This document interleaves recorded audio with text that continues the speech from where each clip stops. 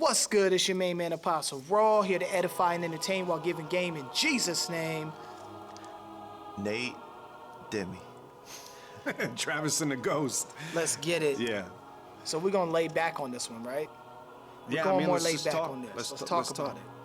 Michael Jordan's birthday today. You know, I mean, he calls himself Yahweh. I didn't know, Yahweh had birthdays. You just jumped straight into that one, huh? He calls himself Yahweh. When is Michael Jordan call himself Hold on, Yahweh? let's unpack this and let's get there. Because I've heard that too. That's pretty Let's deep. unpack this. Michael Jordan, work ethic. Crazy, right? Crazy work ethic. He calls himself Yahweh. he can't get past that. That was a shock. Like how? So he acted, from what I heard, he makes his employees call him Yahweh. Yeah. So when he steps in the Jordan building, you know what I'm saying? They making the sneakers and all that. They have to call him, and that's like his password or whatever. Wait, are you talking about the Jordan building with all the Asian people? I don't know if he Like he's attends having that. Asian people In his making his headquarters. shoes, making his shoes for like 30 cents, At the selling Yahweh them for headquarters. $150. Sounds like God and to calling me. him Yahweh. Okay. Oh, he's definitely the god or something. You know, I've heard Michael Jordan, or some Michael Jordan stories, and I usually I forget them. Literally forget them because he is the greatest basketball player ever. But now, so I purposely played ignorant to his attitude because his attitude produced championships. Now I feel like, man, I just let him get away with all that stuff. He's calling himself Yahweh now. I'm the reason why he's calling himself Yahweh. Well, do we allow greatness to overlook character at times? Now, the church does that a lot, though. When a celebrity gets saved, it's like, let him talk at the church. Like, well, he's got 3 weeks in. He ain't even prayed more than 10 times. Like, how does he preach at the church now? So we I just see like that? in culture, just in general. Like even like going through school, the athletes get away with with not doing good. Like, your grades are not as important, right? And I think that's just the way athletics is. There's a focus on this high ability, right? Right. But I think in all areas, like we give kind of passes in life to people that excel in greatness in whatever genre that is. you know? Right.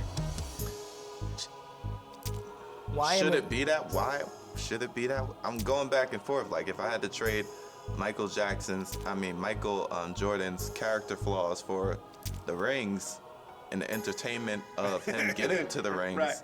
I think I might have to, go ignorant again. I'm sorry, Jesus, but Yahweh. You're going with Yahweh. I think, you know what? I'm going to keep it a buck.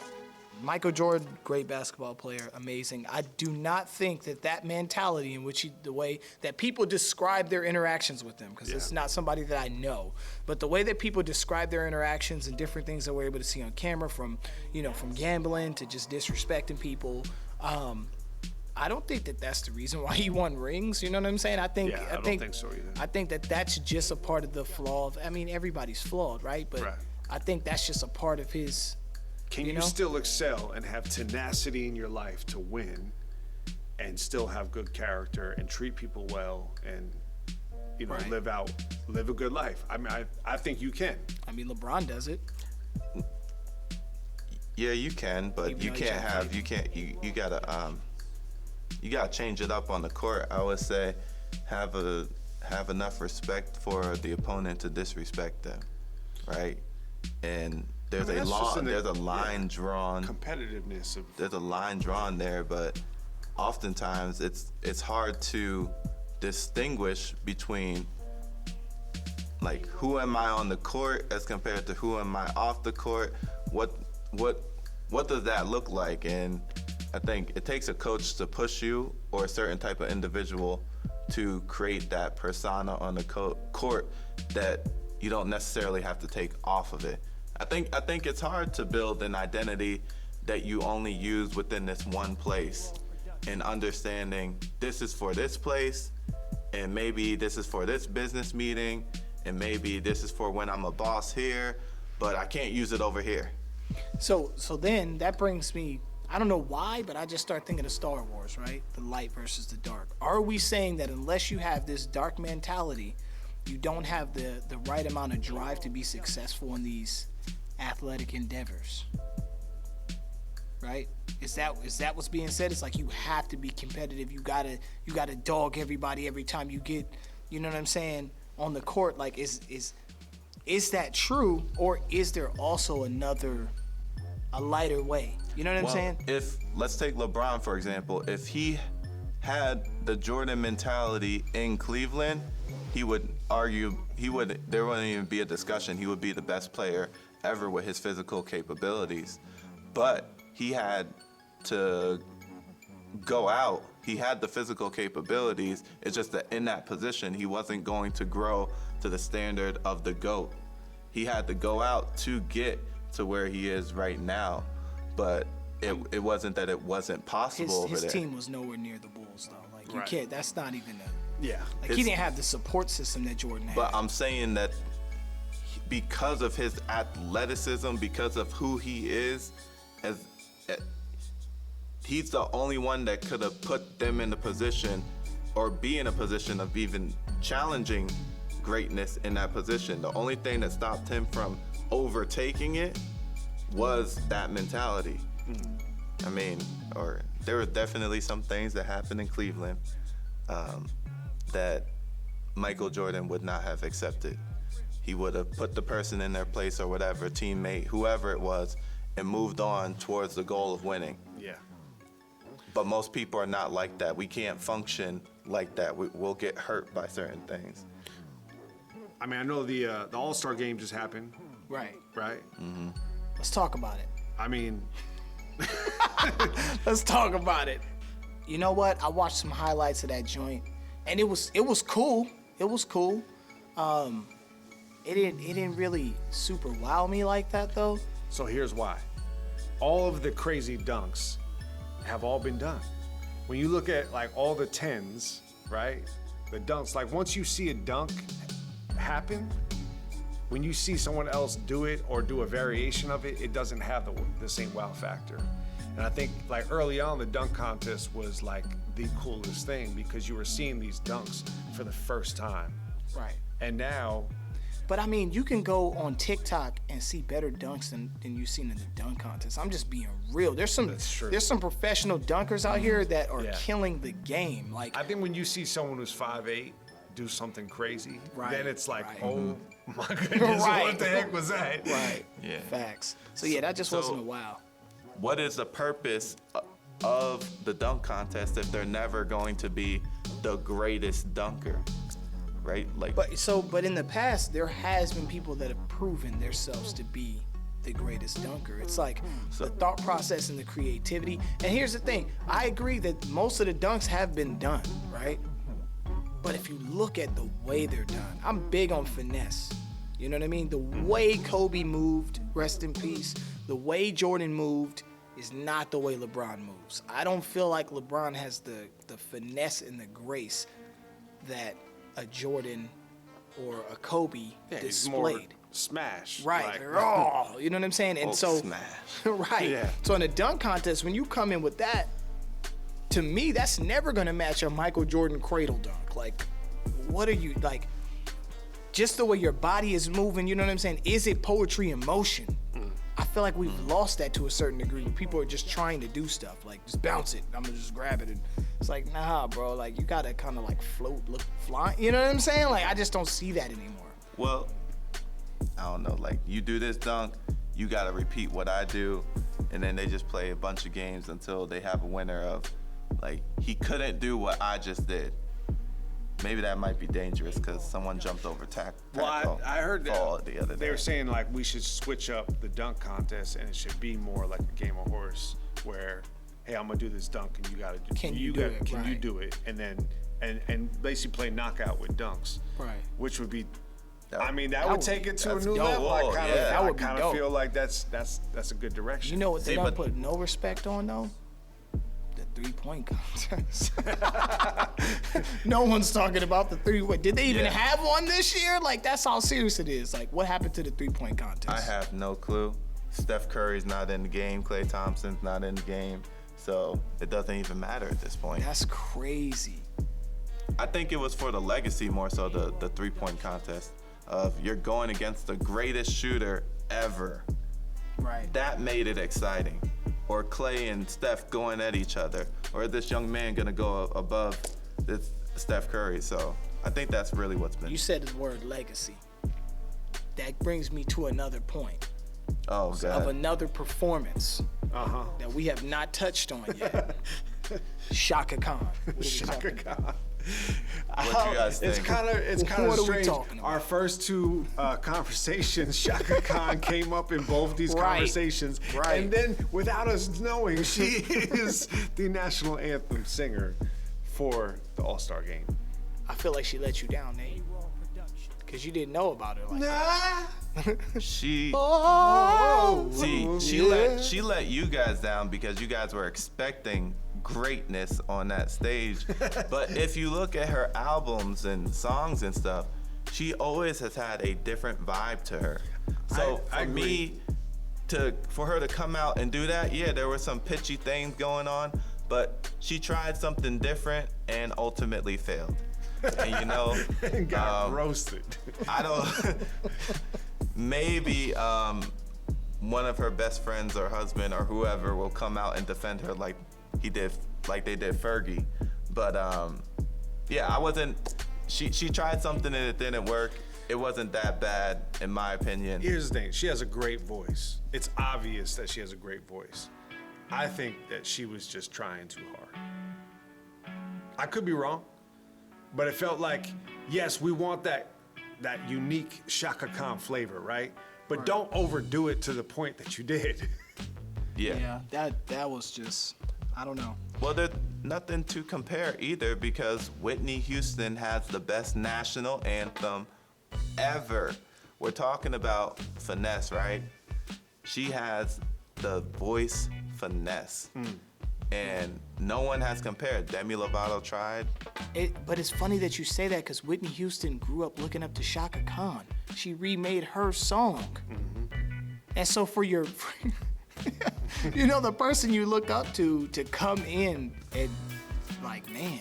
She's older now, though. She's like over J-Lo age these days. Yeah, Chaka Khan gotta be 60. Yeah. The fact that she's singing at all, we should just be applauding in general. Good job, Chaka Khan. The fact that you still have that going for you. So did you guys get a chance to peep the game? Who won the East-West game? I'm sorry, I'm just gonna say it just like that. I don't got cable, so I don't spend a lot of time on it. It's not Who East-West won? anymore. I don't even It's watch LeBron versus Giannis. All right, so what team Yeah. won? Team LeBron. Team LeBron won. And let me tell you, when they first picked the teams, you're sitting here thinking like Team LeBron is going to smash the other because I don't know what G was thinking, but he just was picking his friends. He's like, oh, this is my buddy. Come on over. I mean, they won by 2 points though. Right. I That's just the looked it shock. up. They didn't really win like that. That's the shock, though. How the heck did they win by 2 points? It's almost as if LeBron made a business decision, which he is great at. I can't let me or my boys look a certain way. Guys, let's go hard at the end of it because we know we can just dump them.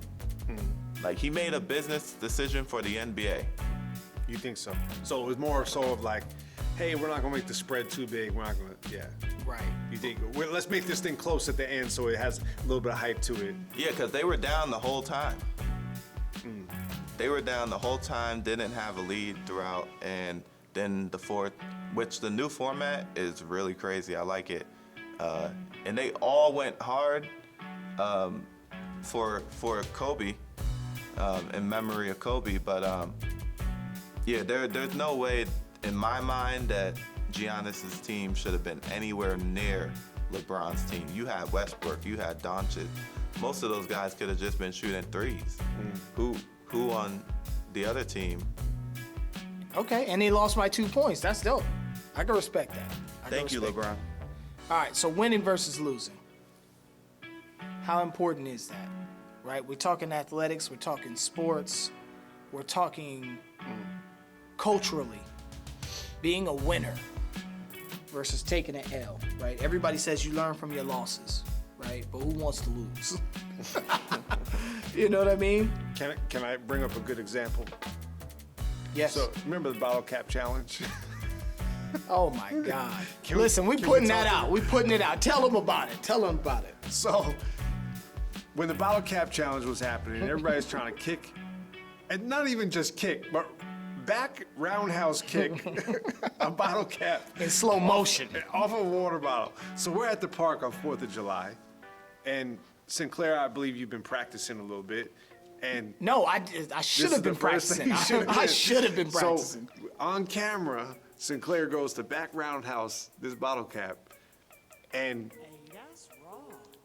I didn't even get close. the back foot did not get close. Like, it was kind of like when you see, like, you know, your dad try and lift their leg up to a certain point and it just doesn't go any farther. It's a fact. It's a fact. And I am a dad, so that definitely is what happened. And he went down. The back foot came out from under him and he went down. And the immediate reaction in his heart, I witnessed. Yes.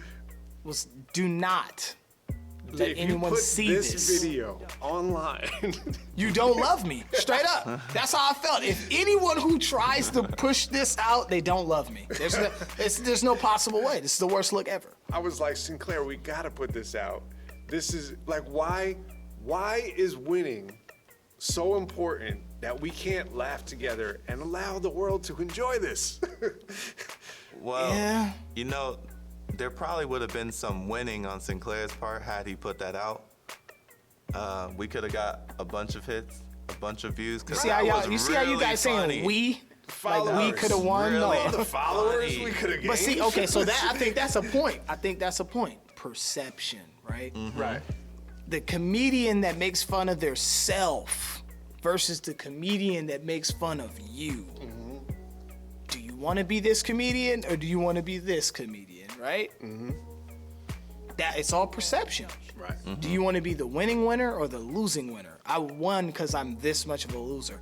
That's hard to deal with sometimes. Like, you know what I'm saying? Like, I don't want to win for losing. I want to win for winning. It's like what was the Asian dude on American Idol who blew up? Right? Right. It's like that guy. Do you want to be that guy? Right. You want to be Ice JJ No, Fish. I don't. Well, maybe we need to change our perspectives a little bit, because if the Asian dude is winning, sitting home, sipping, and not having to worry about anything by losing, there are more losing positions than winning positions. Okay? In the world. That's hilarious. The funny thing about that bottle cap challenge too is that I actually won. Nate actually did won. kick it and win. You didn't jump like I did, which was smart. Yeah, like You didn't try to you know- jump kick it. I wasn't at that level at the time, you know? First try, first win, it's all good. But I didn't put it on social media. So even with that, I mean, I don't feel like I would have actually won by putting it on social media. I won in my heart, I won in our group. Right. But you could have won in the world. You could have. That's not a You win to could have me. came out on top though. That's not a win to me though. See, that's my perception of winning. That's not winning. If you have to do that to win, you didn't win.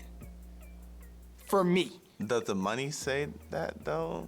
I wasn't gonna get no money off of that. What?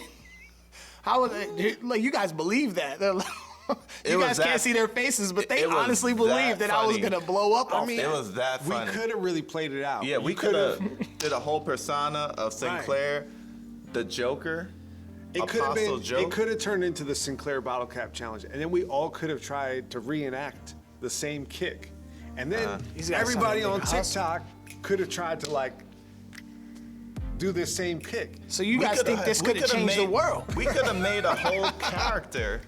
Like, they're gonna be like, who's that bottle cap kicking, flipping on the floor dude? Right. Gangster. Hashtag dad food. Yeah, gangster. See, like, but y'all, what's his actual but I have to personality? be that though. That's Yeah. you guys, none of you guys have to be that. That's the thing. It's like the price of fame, right? That's what they call it, the price of fame. But that's why managers are winning. But so the point being is, if people want to be entertained by your failure, how do you feel about that? And I think this is a real thing. If like, what is the persona and the perception that we want to be seen by? And I think we have to be real with ourselves that like, are we willing to be vulnerable in front of people and say that, look, I fell, I tried this and I messed up. And you know what? I'm not gonna allow it to affect me. Or I never want people to see this. And I think about like even failures in my life, whether with music or with friendships and relationships, like, do I want to hide those things? And I tend to lean on the side of, even publicly, probably to my detriment at times, that I am almost too honest about my shortcomings in relationships or some of my struggles. I feel like sometimes that actually helps me connect with a larger audience better. But I wanted to, what do you guys think?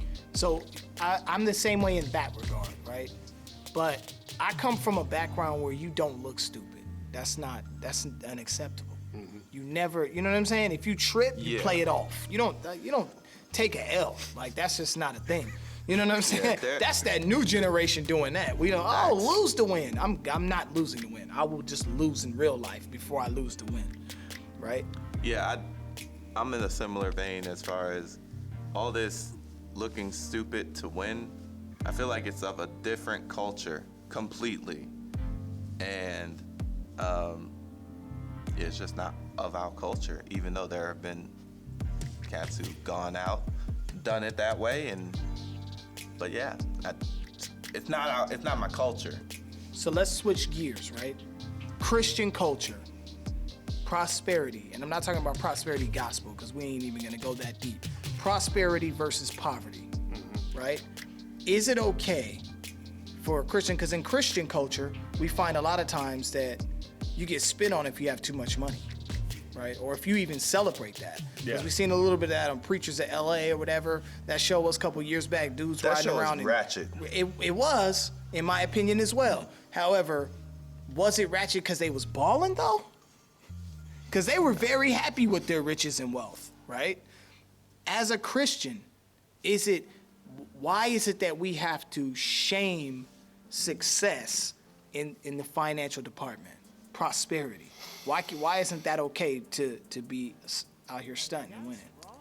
I think that in Christianity, the underlying feeling behind this is self-atonement. That what God did on the cross through the Christ, right? That wasn't really good enough. So in some ways, we have to lower ourselves to kind of fit this idea of holiness, of what we think it looks like to atone for our own goodness or blessing. Come on. Right? So it's like, oh, if I have too much, well, I should feel really bad about it because someone else doesn't.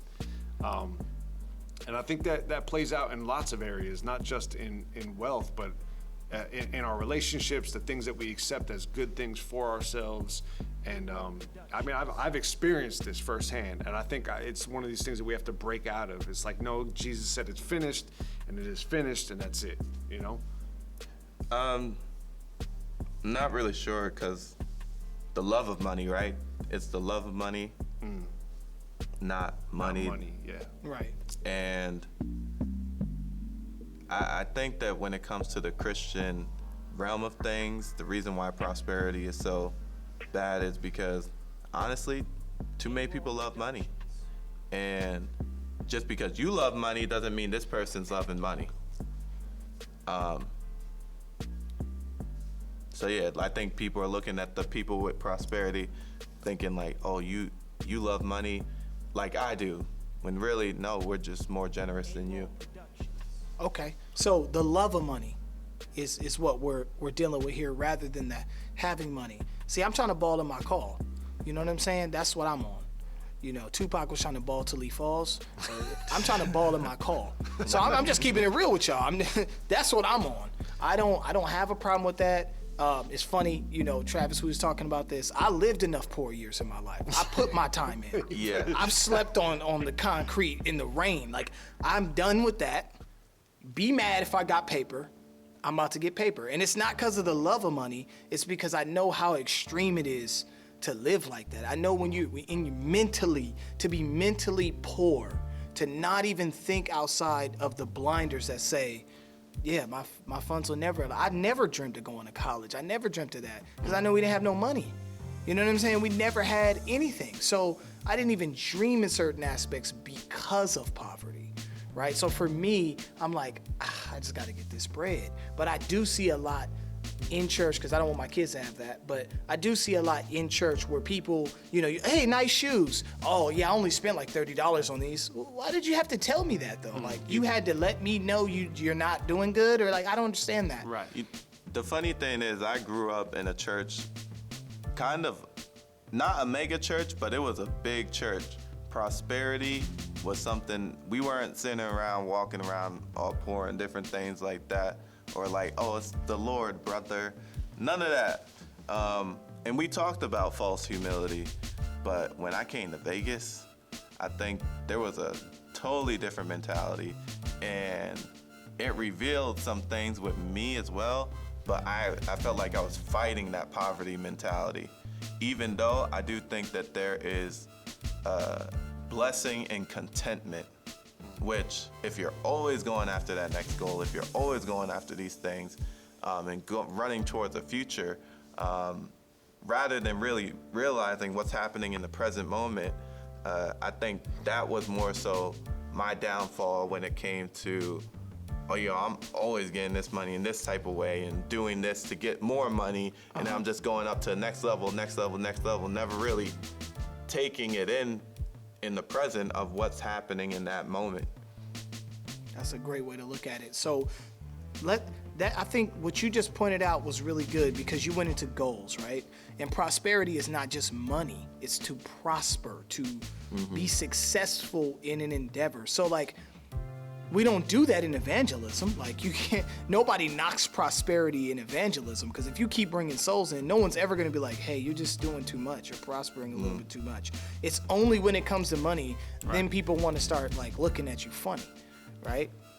Well, I think money is one of the things that controls us the most in culture and life and in the natural realm.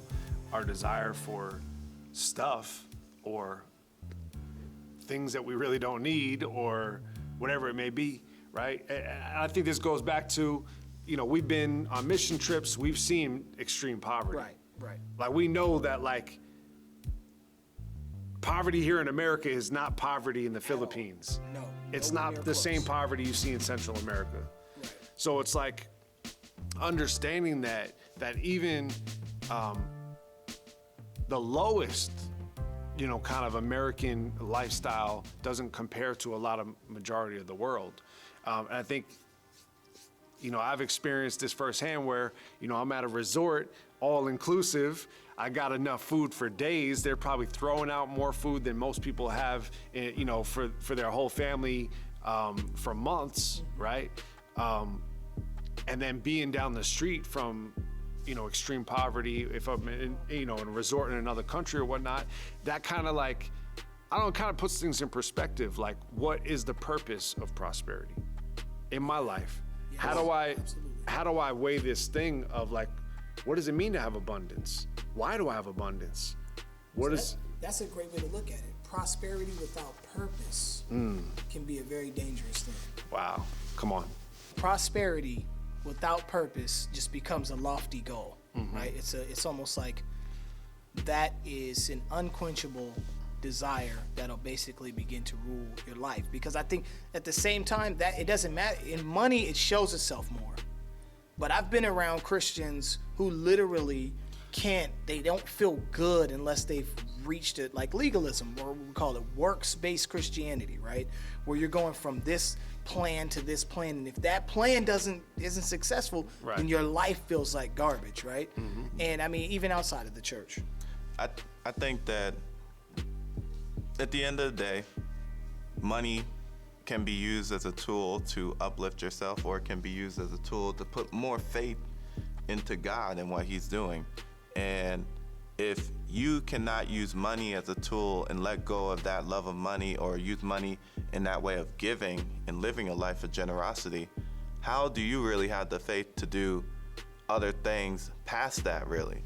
money is our number one thing in our culture. If we can't let that go and give, how is it that you put really, I guess, bring that faith towards the point of laying hands on a person and seeing them healed? Like, I feel like money is the base of, or your ability to let go of that love of money or give, quote unquote, your money, which is really God's money, towards his purpose. Here's the thing. Most life. people, and this goes for Christians, are not looking, like proactively looking for places to sow into, specifically into areas of poverty. Right. Majority, I mean, there's some, right? But I think when you go into situations where you experience and you place your eyes on pain, on people that need help, right? It causes a response in your heart naturally. Absolutely. And I think the majority of people are hiding from those experiences. They're turning their eyes away from these things, rather than like you can't go to the Philippines and walk around Tondo and not feel like, I wish I could do something about this, or I'm going to do something about this, or be proactive, right? You're going to feel. Yeah, you're You going to can't feel run something. from feelings. And Not in Tondo. you're going to either react or respond in a certain way. But most people aren't looking for those opportunities to do that. Right. So we're gonna close out on that note. All the listeners, we want you to ask yourself that question. Am I moving in a way to where I'm trying to acquire something, or I'm trying to get to some type of goal purely for my own pleasure? Am I operating in purpose in my life?